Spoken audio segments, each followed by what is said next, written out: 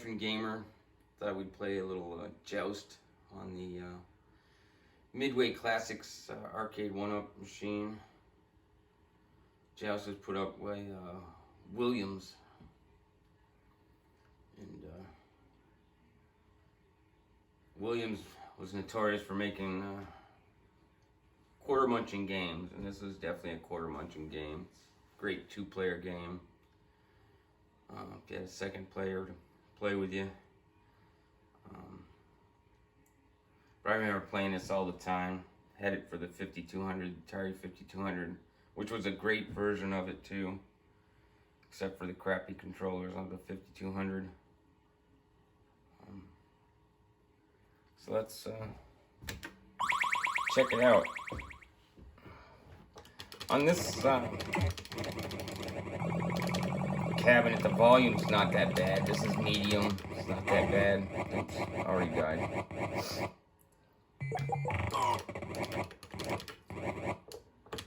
Well, I wanted this when it first came out, but I was reluctant because everybody was saying bad things about it. Defender but I picked this up a month ago for $150. It did come with the deck protector in it and the ROM fix, so it does have the Gauntlet ROM fix.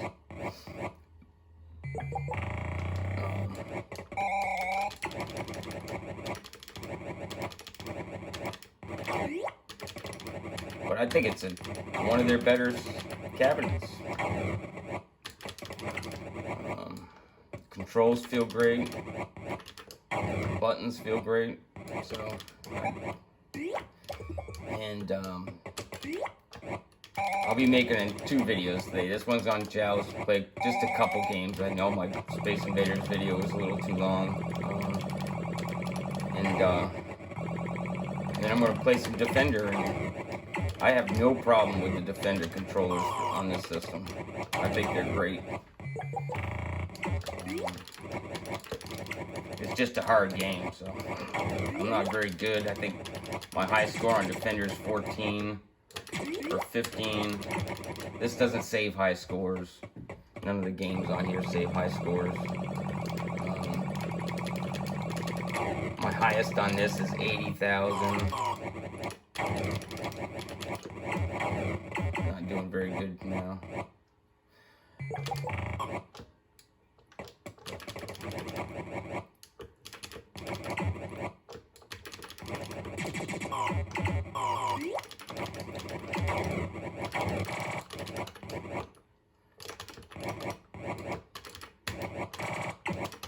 I ain't good at any game. I just like to play games.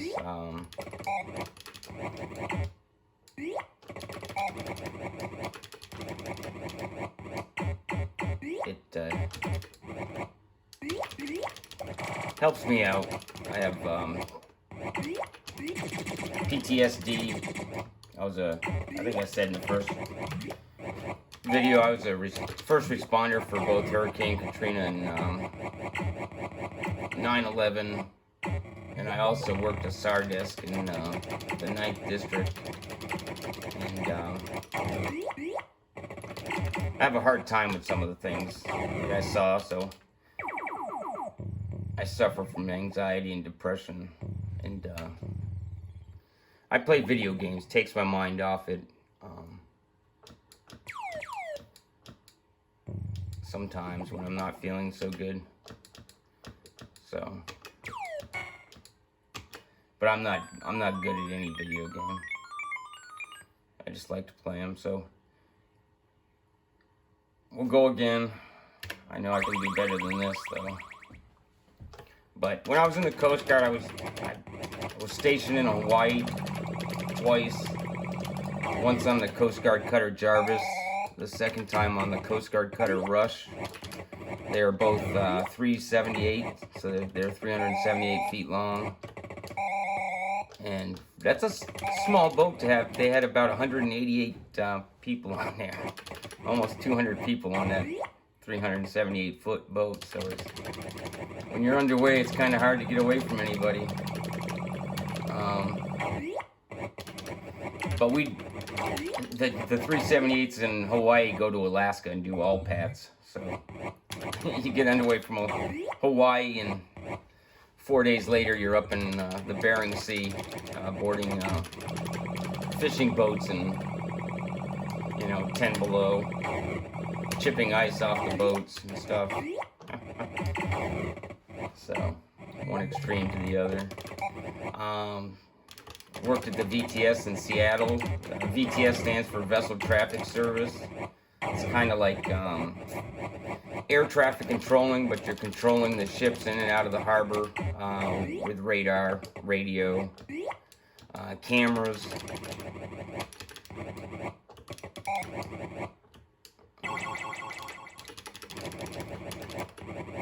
I worked at the 9th District Command Center, which is, you oversee all the SAR cases in the Great Lakes,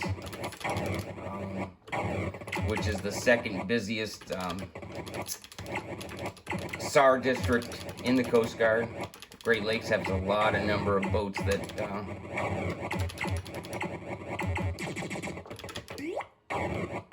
are registered up there, so you get a lot of SAR cases in the summer, and even in the winter you get people, they drive their trucks and they drive their four-wheelers and go through holes in the ice, and that's the last time you see them.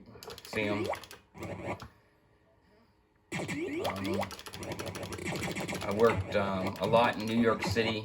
I was at the computer center. It's an Anver Center. I think my camera just fell. See if I can set it without getting killed there.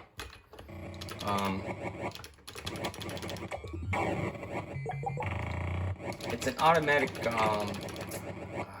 vessel movement system. Basically, it's merchant ships and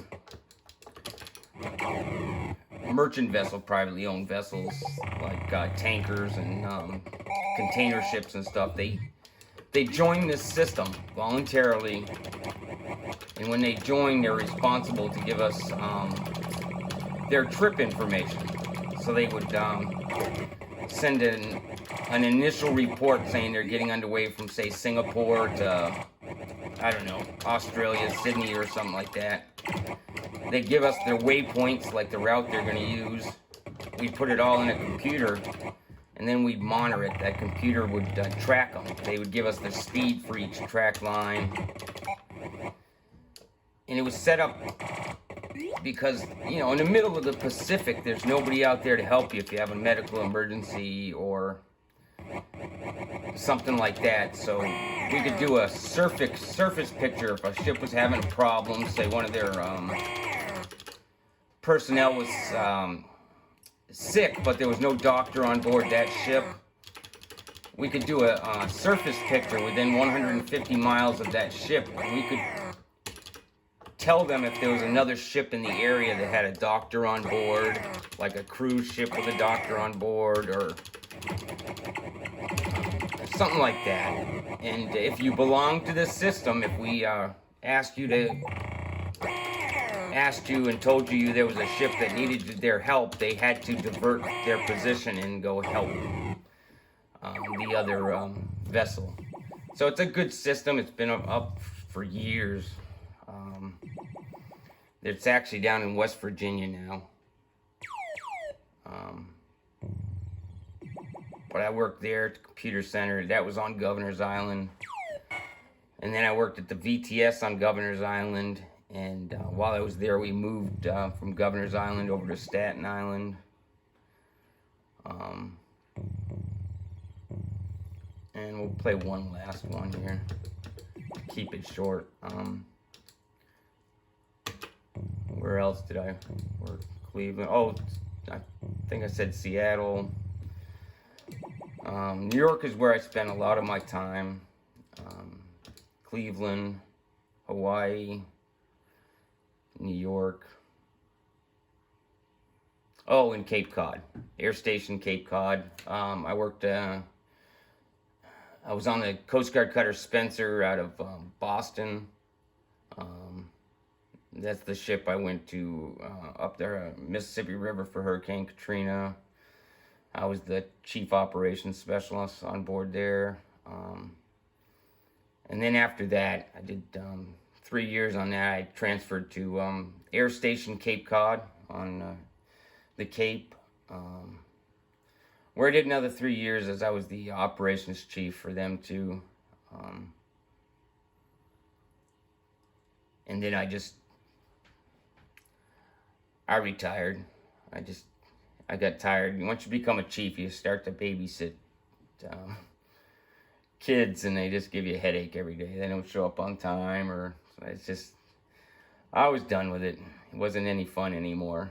And when something's not fun anymore, it just sucks to go into work. So I retired. Now I just I drive truck, and it's a pretty good job. So I was gonna go back and work for the government, but decided I just had enough. So I'm proud of the time I served, though. So I'd do it all over again if I could, even with my issues.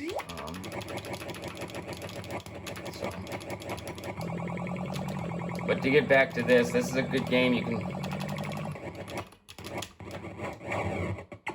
It's a lot more fun with, well, it's not a lot more fun. It's fun with one player, but it is a lot fun with two players.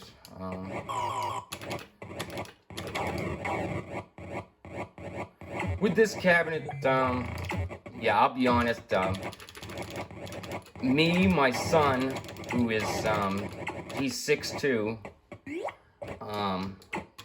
but a skinny guy,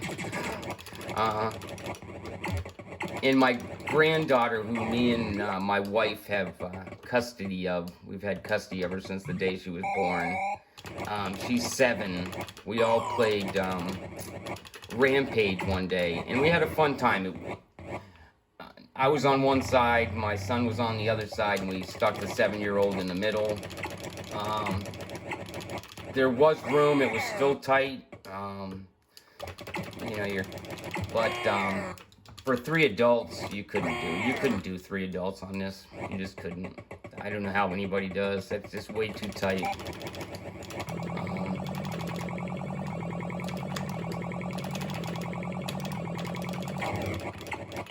I like to, I'm not doing it because I'm talking.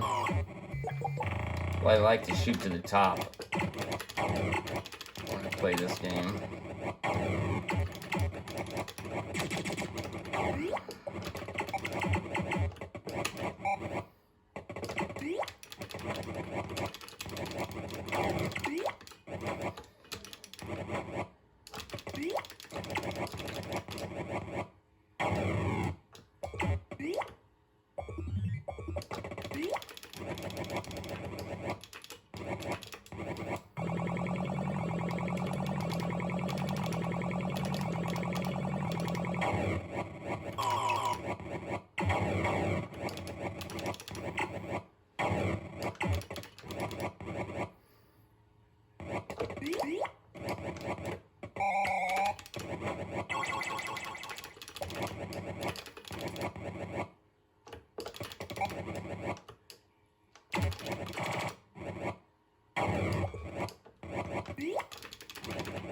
You get more points if you catch the eggs in the air.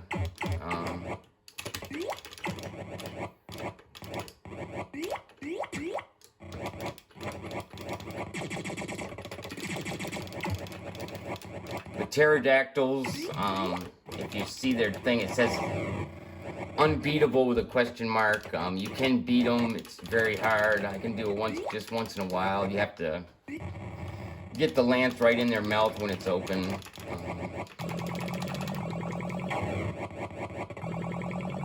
Sometimes I just do it on accident. Well, I'm sorry I didn't play too well. I just don't want to make the videos too long. I thought I'd just start making videos of gameplay and maybe tell a sea story or two, if anybody cares.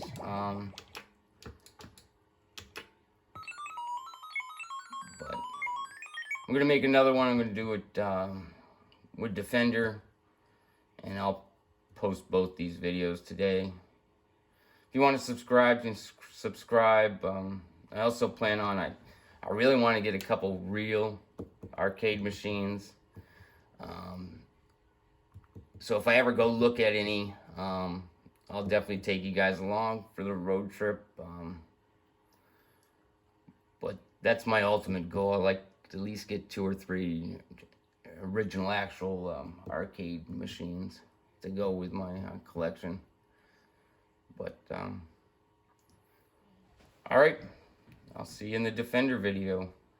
Again, subscribe if you want, and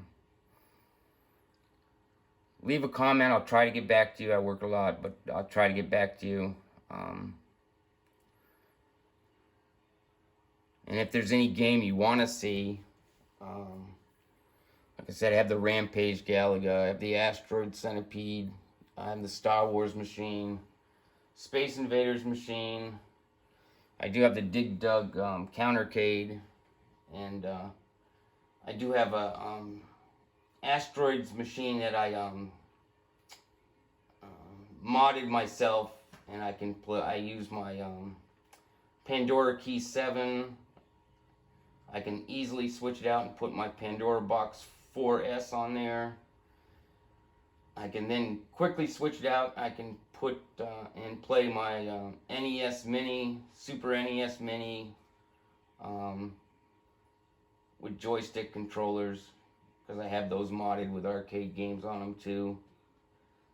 It's kind of versatile system, but I'll show you that. Maybe in the Defender game I'll show you real quick that, because I covered the sides and everything with comic book covers, and I just didn't want it to look like an Asteroids machine. I wasn't into buying something online to stick on the sides or anything, so I did it myself. And I think it came out and looks pretty nice. So, but all right, we'll see you in the Defender video. Have a good day.